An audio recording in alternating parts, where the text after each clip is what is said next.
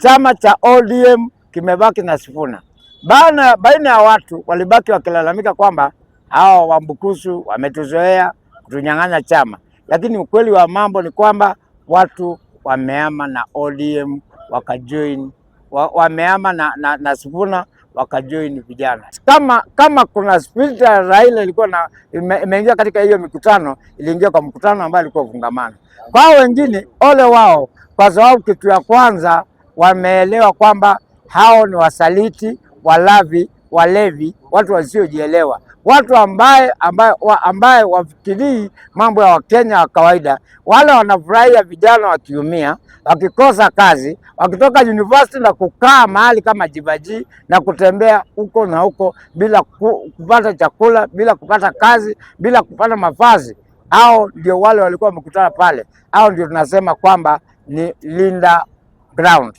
Asalamu alaikum ndugu wasikilizaji. Siku ya leo ni siku muhimu sana.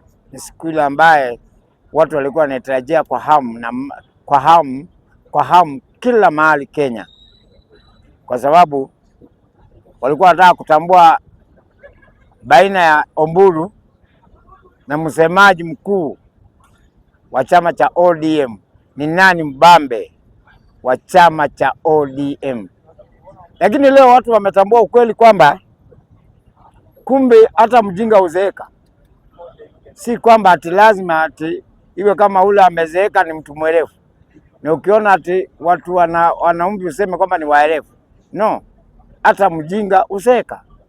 Watu wametambua kwamba Bwana Oburu Odinga si kiongozi kwa mambo ambayo alikuwa amefanya na mambo ambayo alikuwa watu vile ambao alikuwa anatarajia wameona ni mambo ya bure.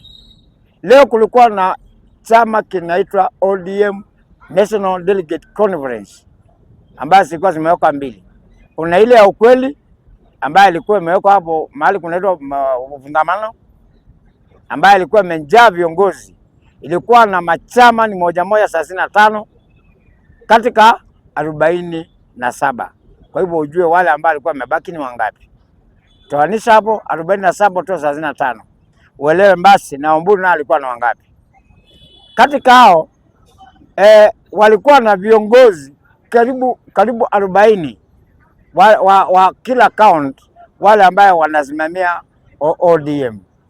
Kwa hivyo hiyo ni kuweza kwamba viongozi wote wale wa maana katika chama cha ODM walikuwa pale.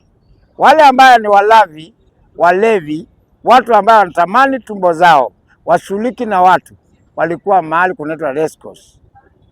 Hiyo ndio ilionyesha tofauti, watu wakaelewa. Sina chuki wala ubaya, lakini usema ukweli na ukweli usemwe. Ni kwamba Sifuna amekaa the day.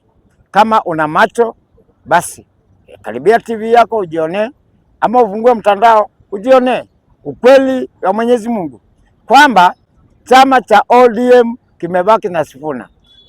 Baina ya watu walibaki wakilalamika kwamba hao Wambukusu wametuzoea kutunyang'anya chama, lakini ukweli wa mambo ni kwamba watu wameama na ODM wakajoin, wameama na Sifuna wakajoin vijana. Namba la pili, watu wanaelewa kwamba watu wamekataa kuelewa kwamba ni wakati wa vijana ile ambayo wanafanya kitu inaitwa revolution, economic revolution, ambayo ni different na ile mambo ambayo tulikuwa tunafanya kwa Young Tax enzi zetu, ile ambayo tulikuwa tunapigania multi-party na constitution. Hii ni mambo tofauti sana. Hao wanapigania vile ambaye kuna stahili kuwa na maisha mazuri kwa vijana, na saa hii hawahitaji kuona wazee hapo mbele aidha uwe kama akili zao zimekaribiana na zako, zimekaribiana na zao, hiyo kama ile mambo ambayo unaizungumza inawalenga. For example, wakiangalia mtu kama James Orengo amekuwa man of all seasons including Salim Nganga, kwa sababu mimi niliamua kuwa rafiki ya Gen Z na niwe kama ile mambo anayosema tukakubaliana nao. Lakini ukiona mtu ambaye amejitokeza hapo kana mali kama pale, wale ambao walikuwa pale walikuwa na mambo ya tiangas nini, hiyo ni kuweza kwamba ni jambo ambaye inaisha. Nao wenyewe wanasema kwamba tulikuwa tunatarajia Sifuna akuja. Alikuwa kuja kufanya nini? Mahali ambaye Raila huwa anafanya mikutano kabla hajatuacha ama hajaaga dunia. alikuwa unakuta kama polisi wako against, kwa sababu alikuwa anaongea mambo ya common mwananchi. Na jana na leo tumeona Sifuna the real Raila, mkutano vile ambao alikuwa anafanya ilikuwa inafanyika. That means kama kuna spirit ya Raila ilikuwa imeingia katika hiyo mikutano, iliingia kwa mkutano ambao alikuwa fungamano. Kwa wengine ole wao, kwa sababu kitu ya kwanza wameelewa kwamba hao ni wasaliti, walevi, watu wasiojielewa, watu ambaye wafikirii mambo ya Wakenya wa kawaida. Wale wanafurahia vijana wakiumia, wakikosa kazi, wakitoka university na kukaa mahali kama Jibaji na kutembea huko na huko bila kupata chakula, bila kupata kazi, bila kupata mavazi. Hao ndio wale walikuwa wamekutana pale. Hao ndio tunasema kwamba ni linda ground. Linda ground ni kumaanisha kwamba walinde ground yao ili waendelee kunyanyasa watu. Lakini ole wao, kwa sababu sisi wenyewe tumeshawagundua na tumewaona itini. Wakenya wote wa kawaida, jitayarisheni come 2027. Nimeamini kwamba Kasongo na watu wake wote wataenda. Wakati ambao wameamua kuua kunguni, uwa mpaka mayai yake ili uhakikishe kweli umeondokea hiyo mambo. Neno la pili, ningependa kuwaelezea kuhusu mambo ambayo yaliyofanyika hapa Juja.